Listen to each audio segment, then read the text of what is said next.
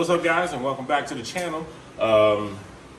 Today we're going over part 2 of the suspension, and that's really going to handle installing the struts and the springs and the A-arm and the sway bar links and all of that stuff.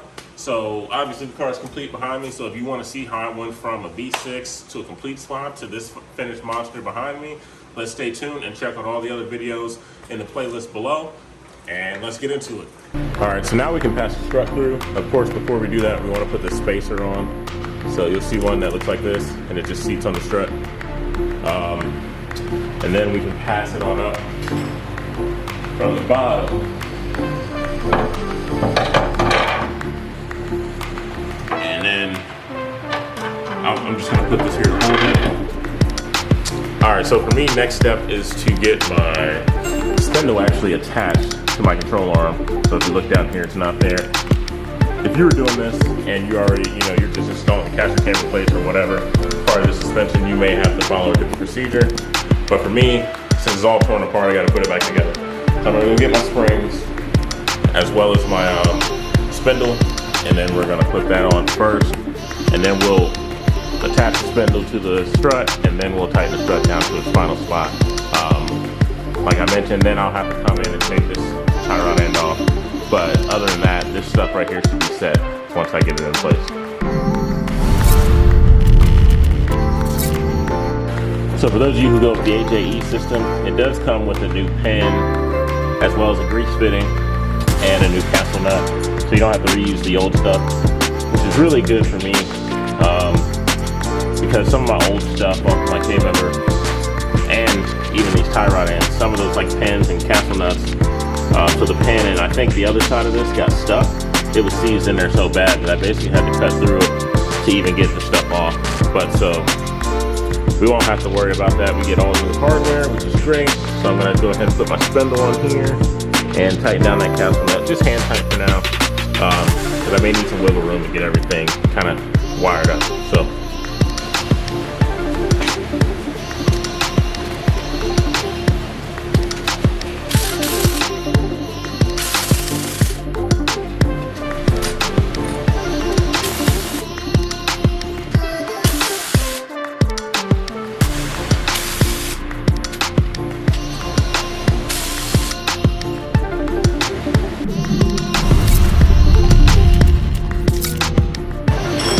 So now I got the spring in. Pretty much it's just me kind of carefully compressing it a little bit. I wasn't able to get a full compression on each side because the way the K-member is spaced out, as well as how close it is up top to the frame, I was hitting with the length of these bolts for the compressor, and I didn't want to cut the length. I didn't want to cut the bolts to make them shorter length, just in case later I'm doing springs that are taller on like my truck or something like that. So essentially I clamped one on each side, slowly compressed, kind of got it in place, and then used the jack to kind of wedge it in place again. And now you can see we're fully seated down there, as well as up top.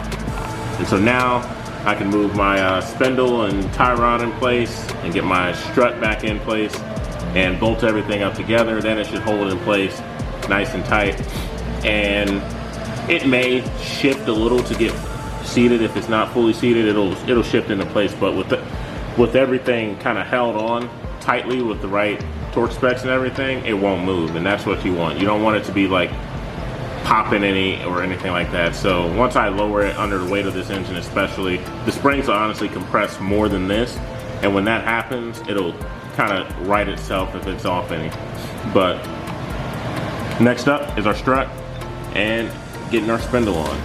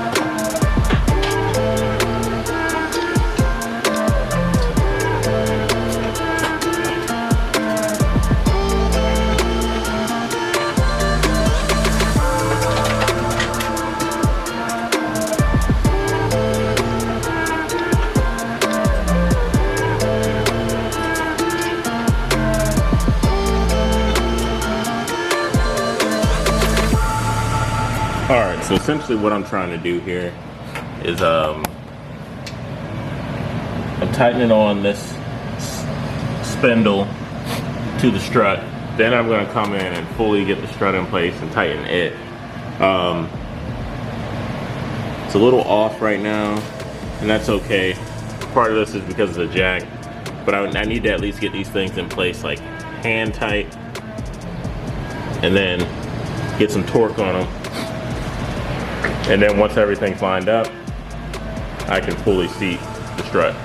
So now I'm just kind of playing with the strut and stuff, moving it around a little bit, make sure everything seats, and make sure my springs are good. I don't want the spring to move because I have to start over with all the compression. So we shall see. All right, so now the spindle's attached and fully tightened. As well, I also had to tighten up my control arm. So now, with our shock, we just have to come up top and tighten this guy, or strut rather.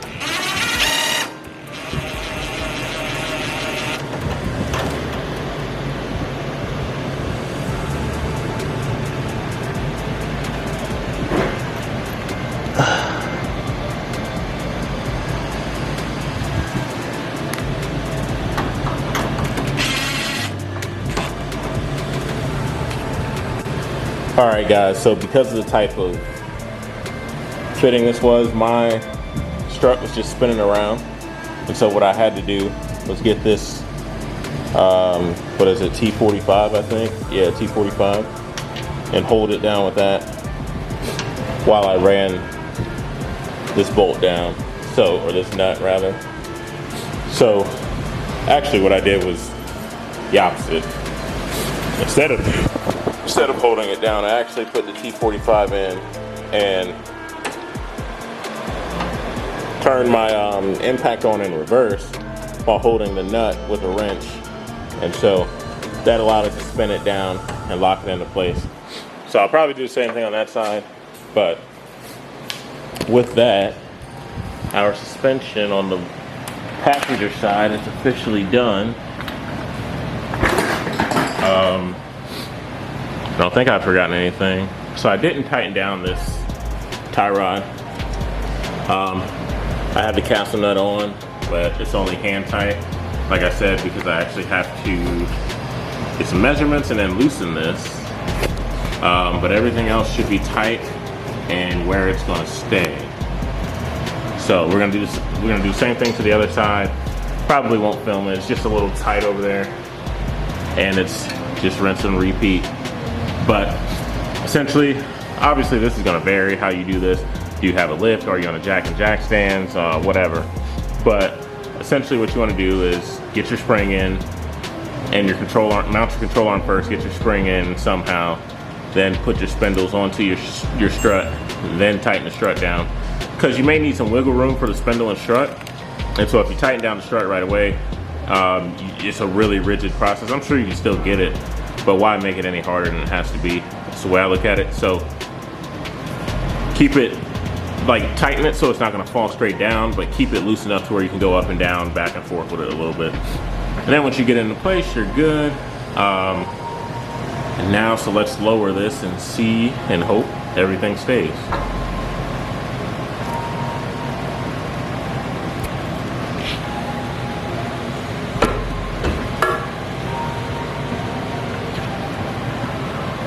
Alright, so sorry, we jacked it down and everything is in place. So our spring's in a good spot.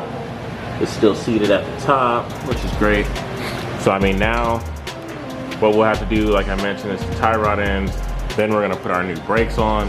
And once we do those two things, we'll be ready to put wheels on this side. Obviously we have new brake lines as well, stainless steel brake lines. So I'll show that install while I'm installing the brakes. But this should be really good. And now we're done with the suspension, which is a big piece. So let's get to the next step.